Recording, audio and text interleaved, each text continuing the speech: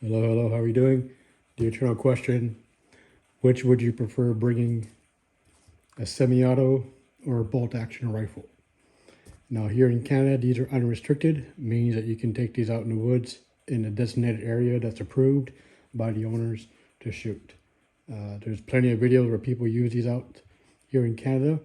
Sadly, where I live, it's very limited. And basically the owners only allow a select few, i.e. friends. Now, moving on, these are battle rifles. This is a copy of a battle rifle, but it's made from the same parts. As everyone knows the history, long story short, when the M14 sold the company, a Chinese company, Norinco, bought the parts.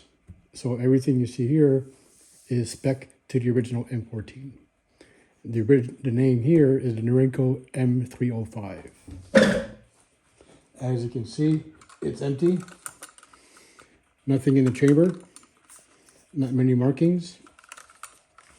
Original sights, well, not original, but original copy sights.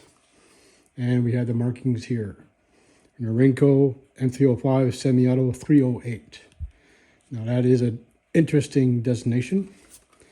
And also at the end, you see the CN, Canadian. This was made for the Canadian market, made in 2014, on the 5th month, on the 19th day. Now, how much does it weigh? That's a good question. Would you bring this in the field on an exercise or as an actual battle rifle? Oh, it's not teared. Now, this is set for pounds.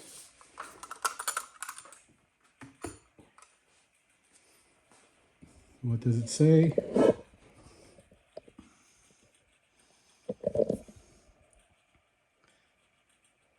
Almost 8 pounds. Empty. I hit the mic, sorry about that.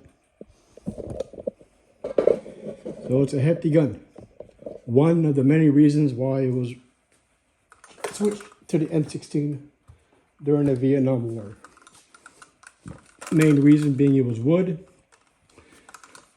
And for me, honestly, the weight doesn't bother me. I'm used to it. When I served, it was the M16A10. Hold on. It was the M16A2 model. Now, why did I mention the 308? Because as you can see, I have some ammunition here.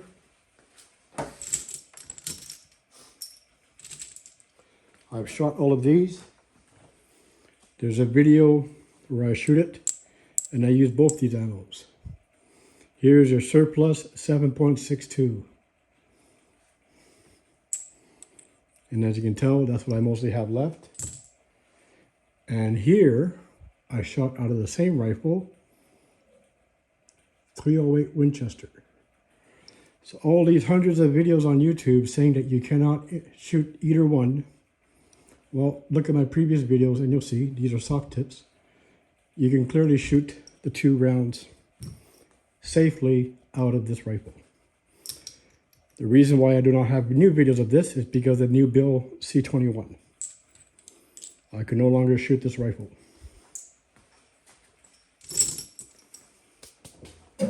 So I have 2 choices. Wait until Justin's out and Pierre, God bless him, changes the C-21 law. Or I find a rifle that can shoot 308. I absolutely love it. It shoots amazing. It's very accurate. As you can tell, I do not have any rails. I don't have any flashlights. I think that's stupid. You fucking Americans with your goddamn military vests and big sunglasses, beards and tattoos. People who never served have millions of views. I have 1 word. No, 2 words. Fuck you. Anyone who's ever served knows very well it's not about the weapon. It's about carrying 200 pounds on your back. It's about shitting in the woods. It's about sweating, dehydrating, running into the tree branches at night, etc., etc. Let alone trying to sleep out there. That's what the infantry man does. Moving along, from the semi-auto to the bolt rifle. It's empty. I do not have any rounds because I shot them all. What do we have here? Can you see it? I'm trying to show it in the light. Number 4 MK2 F 8/53 and the serial number. Very beautiful gun. I absolutely love it. This weighs nothing compared to what the other gun weighs.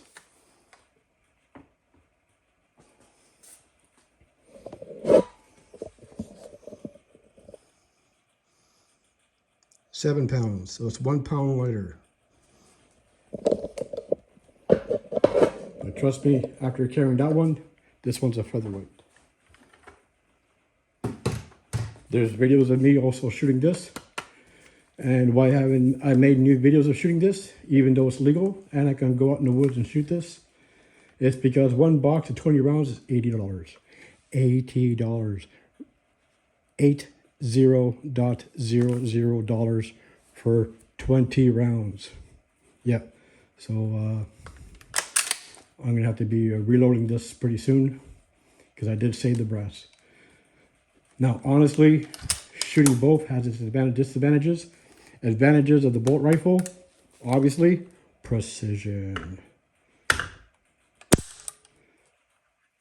And when you do fire, even though you got recoil, you don't, even if you accidentally press the trigger, which I've seen many people do, you can't fire another round of this. Loading is easy. You have your little strip here, you have your little slot here for stripper clips. I do not use that. I just simply change, load them in. It's been a while. And there you go. Back to firing. You get the idea.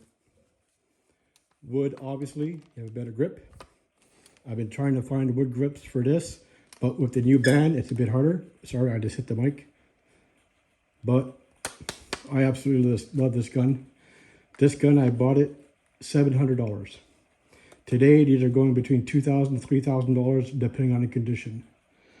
Sadly, none of these match, but they're all authentic, and they're not copies. So that's the one thing I'm happy about. The only bad thing I don't like is this. This side is good. I don't know what happened. Maybe he stored it badly in his vault, or he was carrying it around and it got wet and he forgot to dry it. This is the main issue on battle rifles, M14, older models, or even the M16s, M4s, humidity. If you don't take care of it out in the field, this is what will happen. When I served, it was in the 90s. We had a lot of heat waves every summer. And after 2-3 days, all our M16A2s were like this. It took a good 3 hours to get it all off.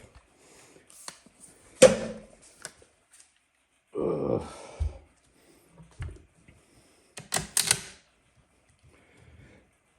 I don't know what else to say. 8 minutes, almost 9 minutes already, just to show you two of my passions, bolt action and semi-auto. I think they're both viable, and especially depending what you're doing with it. Hunting, a lot of people use this, especially out west, and I've seen Inuit use these too. And everyone knows I'm an Inuit as well, or Eskimo. Fuck off with the Aboriginal. I hate that word. I'm not Australian. But me personally, I can shoot this all day easily. With the peep sight, I don't know if you can tell.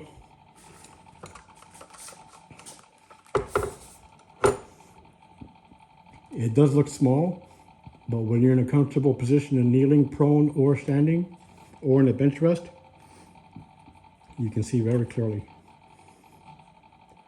Doesn't look good on the camera, but in person, you see a lot better. I've hit targets up to 200 meters with this easily.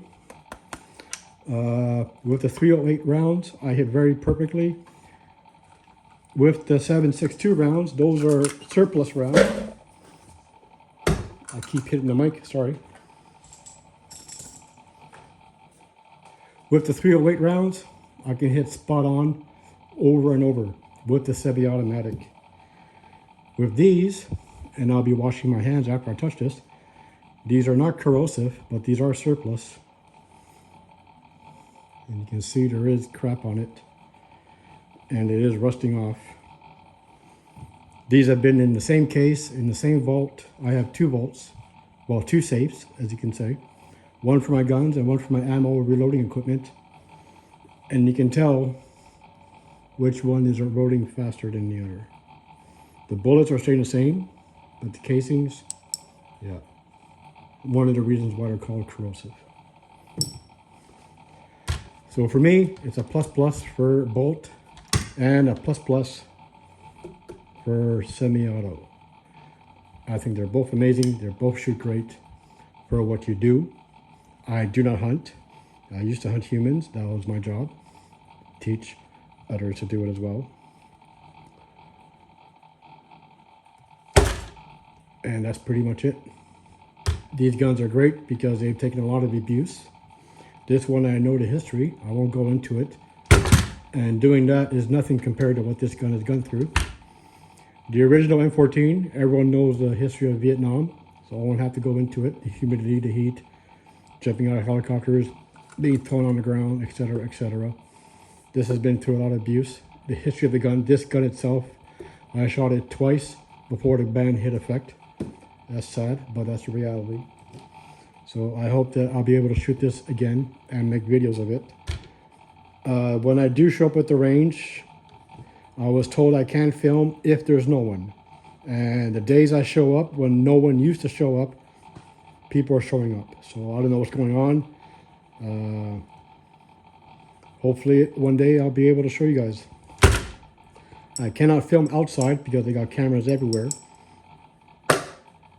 So let's hope this year I get to do it. Thank you. 12 minutes to show you my rifles.